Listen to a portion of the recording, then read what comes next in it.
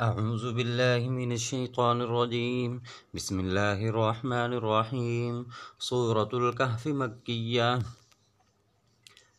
الحمد لله الذي أنزل على عبده الكتاب ولم يجعل له عوجا قيما لينذر بأسا شديدا من لدنه ويبشر المؤمنين الذين يعملون الصالحات أن لهم أجرا حسنا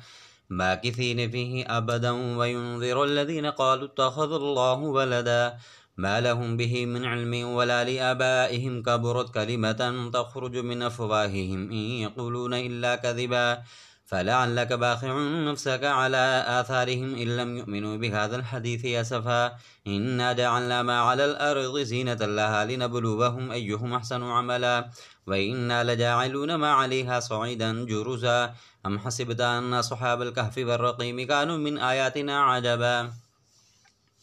إذا أوى الفتية إلى الكهف فقالوا ربنا آتنا من لدنك رحمة وهيئ لنا من أمرنا رشدا فضربنا على آذانهم في الكهف سنين عددا ثم بعثناهم لنعلم أي الحزبين أحصى لما لبثوا أمدا نحن نقص عليك نبأهم بالحق إنهم فتية آمنوا بربهم وزدناهم هدى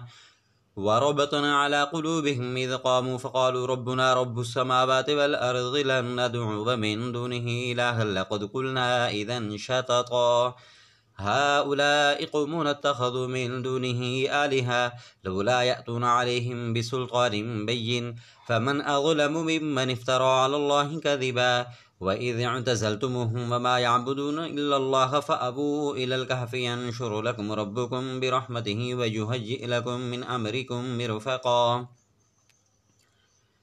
وترى الشمس إذا طلعت تزاور عن كهفهم ذات اليمين وإذا غربت تقرضهم ذات الشمال وهم في فجوة منه ذلك من آيات الله من يهد الله فهو المهتد ومن يضلل فلن تجد له وليا مرشدا وتحسبهم أيقاظا وهم رقود ونقلبهم ذات اليمين وذات الشمال وكلبهم باسط ذراعيه بالبصير لو اطلعت عليهم لوليت منهم فرارا ولملئت منهم رعبا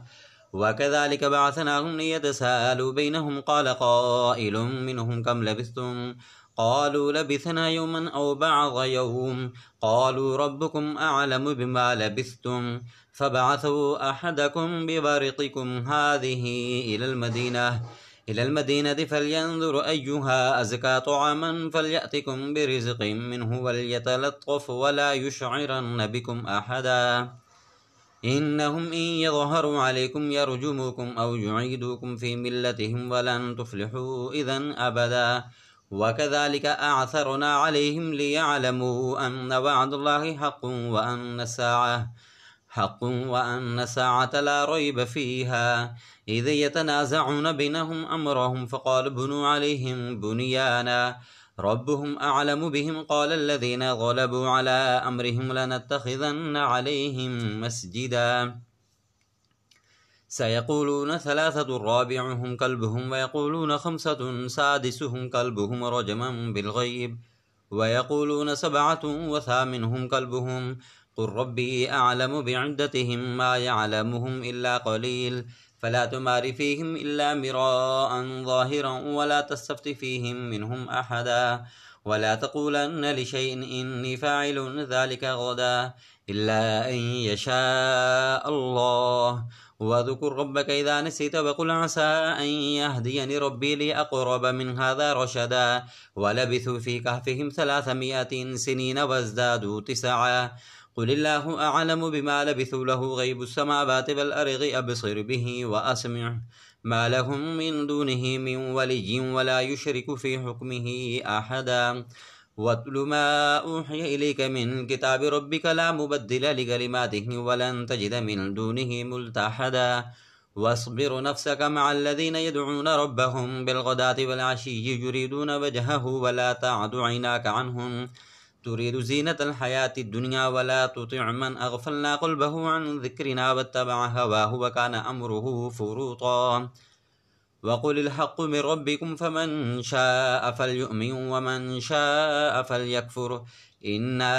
أعتدنا للظالمين نارا أحاط بهم سرادقها وإن يستغيثوا يغاثوا بماء كالمهل يشوي الوجوه بئس الشراب وساءت مرتفقا إن الذين آمنوا وعملوا الصالحات إنا لا نضيع أجر من أحسن عملا أولئك لهم جنات عدن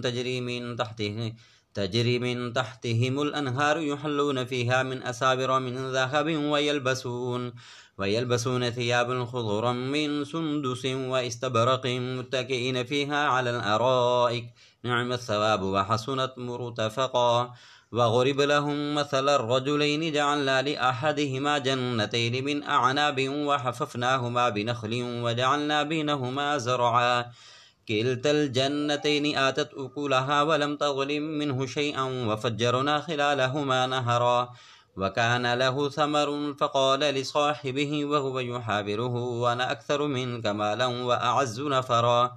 ودخل جنته وهو ظالم لنفسه قال ما أظن أن تبيد هذه أبدا وما أظن الساعة قائمة ولئن رددت إلى ربي لأجدن خيرا منها منقلبا قال له صاحبه وهو يحاوره وكفرت بالذي خلقك من تراب ثم من نطفة ثم سواك رجلا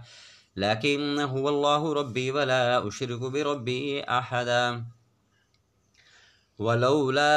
إذ دخلت جنتك قلت ما شاء الله لا قوة إلا بالله إن ترني أنا أقل منك مالا وولدا فعسى ربي أن يؤتيني خيرا من جنتك ويرسل عليها حسبانا من السماء فتصبح صعيدا زلقا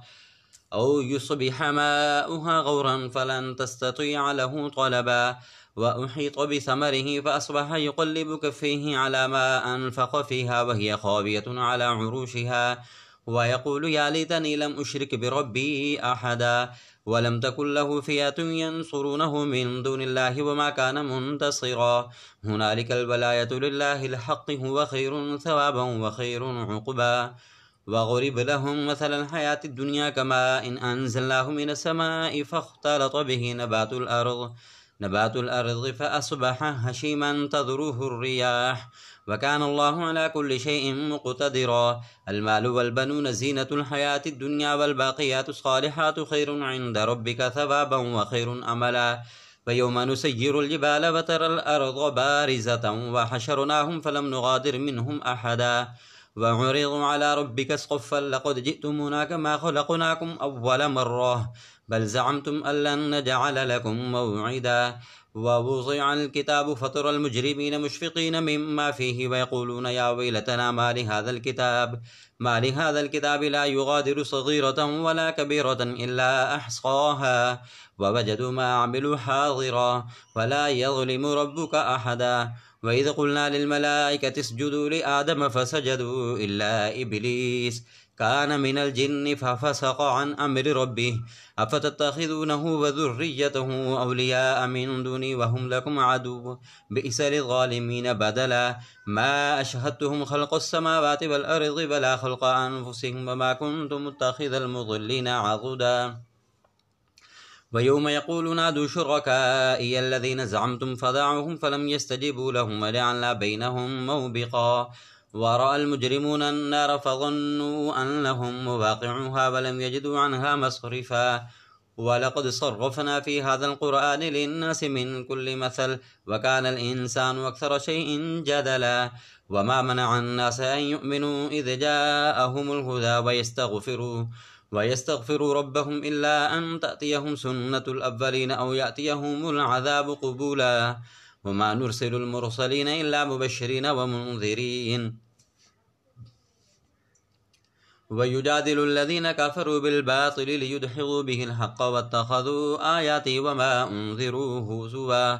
ومن أظلم ممن ذكر بآيات ربهم فأعرض عنها ونسي ما قدمت يداه إنا جعلنا على قلوبهم أكنة أن يفقهوه وفي آذانهم وقرا وإن تدعهم إلى الهدى فلن يهتدوا إذا أبدا وربك الغفور ذو الرحمة لو يؤاخذهم بما كسبوا لعجل لهم العذاب بل لهم موعد لن يجدوا من دونه موئلا وتلك القرى أهلكناهم لما ظلموا وجعلنا لمهلكهم موعدا وإذ قال موسى لفتاه لا أبرح حتى أبلغ مجمع البحرين أو أمضي حقبا فلما بلغا مجمع بينهما نسيا حوتهما فاتخذ سبيله في البحر سربا فلما جاوزا قال لفتاه آتنا غداءنا لقد لقينا من سفرنا هذا نصبا قال أرأيت إذ أوينا إلى الصخرة فإني نسيت الحوت وما أنسانيه إلا الشيطان أن أذكره واتخذ سبيله في البحر عجبا قال ذلك ما كنا نبغي فارتدا على آثارهما قصصا فوجدا عبدا من عبادنا آتيناه رحمة من عندنا وعلمناه من لدنا علما قال له موسى هل أتبعك على أن تعلمني مما علمت رشدا قال إنك لن تستطيع معي صبرا فكيف تصبر على ما لم تحط به خبرا قال ستجدني إن شاء الله صابرا ولا أعصي لك أمرا قال فإن اتبعتني فلا تسألني عن شيء حتى أحدث لك منه ذكرا فانطلقا حتى إذا ركبا في السفينة خرقها قال أخرقتها لتغرق أهلها لقد جئت شيئا إمرا قال ألم أقل إنك لن تستطيع معي صبرا قال لا تؤاخذني بما نسيت ولا ترهقني من أمري عسرا فانطلقا حتى إذا لقيا غلاما فقتله قال أقتلت نفسا زكية بغير نفس لقد جئت شيئا نكرا قال ألم أقل لك إنك لن تستطيع معي صبرا قال إن سألتك عن شيء بعدها فلا تصاحبني قد بلغت من لدني عذرا فانطلقا حتى إذا أتيا أهل قرية استطعما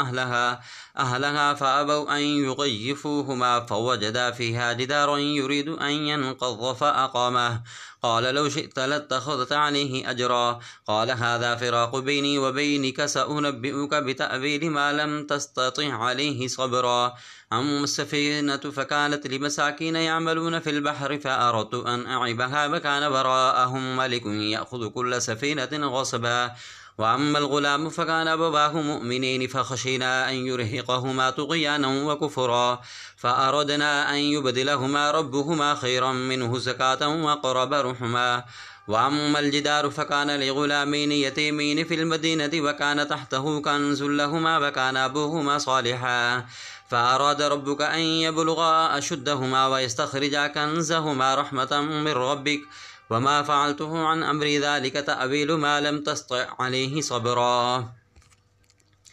ويسألونك عن ذي القرنين قل سأتلو عليكم منه ذكرا إنا مكنا له في الأرض وآتيناه من كل شيء سببا فأتبع سببا حتى إذا بلغ مغرب الشمس وجدها تغرب في عين حمئة ووجد عندها قوما قلنا يا ذا القرنين إما أن تعذب وإما أن تتخذ فيهم حسنا قال أما من ظلم فسوف نعذبه ثم يرد إلى ربه فيعذبه عذابا نكرا وأما من آمن وعمل صالحا فله جزاء الحسنى وسنقول له من أمرنا يسرا ثم أتبع سببا حتى إذا بلغ مطلع الشمس وجدها تطلع على قوم لم نجعل لهم من دونها سترا كذلك وقد أحطنا بما لديه خبرا ثم أتبع سببا حتى إذا بلغ بين السدين وجد من دونهما قوم لا يكادون يفقهون قولا قالوا يا ذا القرنين إن يأجوج ومأجوج مفسدون في الأرض فهل نجعل لك خرجا على أن تجعل بيننا وبينهم سدا قال ما مكنني فيه ربي خير فأعنوني بقوة أجعل بينكم وبينهم ردما آتوني زبر الحديد حتى إذا ساوى بين الصدفين قال انفخوه حتى إذا جعله نارا قال آتوني يفرغ عليه قطرا فما استطاعوا أن يظهروه وما استطاعوا له نقبا قال هذا رحمة من ربي فإذا جاء بعد ربي جعله دكاء وكان بعد ربي حقا وتركنا بعضهم يومئذ يموج في بعض ونفخ في الصور فجمعناهم جمعا وعرضنا جهنم يومئذ للكافرين عرضا الذين كانت أعينهم في غطاء عن ذكري وكانوا لا يستطيعون سمعا أفحسب الذين كفروا أن يتخذوا عبادي من دوني أولياء إنا أعتدنا جهنم للكافرين نزلا قل هل ننبئكم بالأخسرين أعمالا الذين ضل سعيهم في الحياة الدنيا وهم يحسبون أنهم يحسنون صنعا أولئك الذين كفروا بآيات ربهم ولقائه فهبطت أعمالهم فلا نقيم لهم يوم القيامة وزنا ذلك جزاؤهم جهنم بما كفروا واتخذوا آياتي ورسلي هزوا إن الذين آمنوا وعملوا الصالحات كانت لهم جنات الفردوس نزلا خالدين فيها لا يبغون عنها حولا قل لو كان البحر مدادا لكلمات ربي لنفد البحر قبل أن تنفد كلمات ربي ولو جئنا بمثله مددا قل إنما أنا بشر مثلكم يوحى إلي أنما إلهكم إله واحد فمن كان يرجو لقاء ربه فليعمل عملا صالحا ولا يشرك بعبادة ربه أحدا صدق الله العظيم.